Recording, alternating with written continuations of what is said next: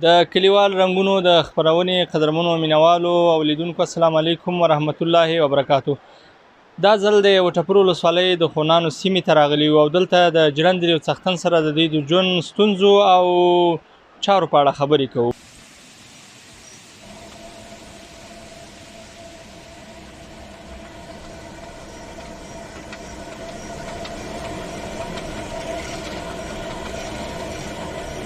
تخلی دغه څوک چې تاسو ته غلې دانې راوړي؟ مونږ دوه دړې لرو. دوه دړې اخلي. مجید جانه دوه دړې وځې ته نه وي؟ نه کاسې دوه دړې. ها د کاسې په حساب باندې تاسو دغه اخلي غلې دانې همغه اندازه اخلي؟ هو. مجید جانه څومره وخت کېږي تاسو دغه جرنده کې خپل کاروبار کوئ؟ زما کې 3-4 میاشتې کېږي. 3-4 میاشتې کېږي. کله یې دغه جرنده ورانه شي تاسو خپله جوړوئ که بل څوک راځي مثلا دغه تاسو ته جوړوي تاسو پیسې ورکوئ یا غلې دانې ورکوئ؟ چې دغه استاد له راولو هغه د پیسې ورکوو جوړوي. کوم کوئ که نه دا کم پرېښې ده؟ تعلیم جرنده کوو تعلیم یې څه مثلا کو څوک وغواړي چې تاسو ته دانې راوړي یا د هغې په مقابل کې تاسو ته مزد وانخلئ پیسې ته اخلئ؟ هو پیسې ته.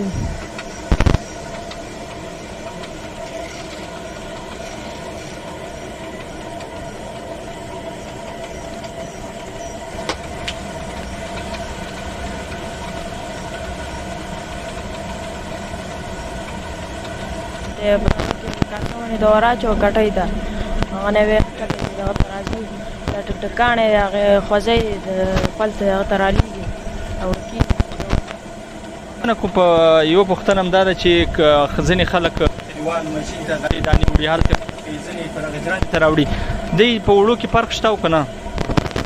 وړو کې فرق هو شته کې ونه جران دی وړه هغه ماشین وړه یا بیکاره.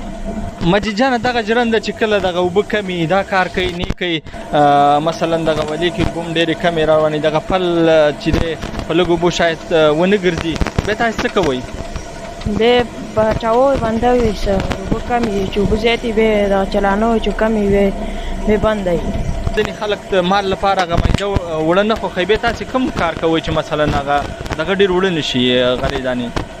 ډېرې پې وراړو چې زګې شي زګه وړه کولی.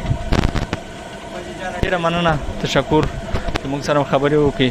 مننه ستاسو هم ډېره مننه ورور.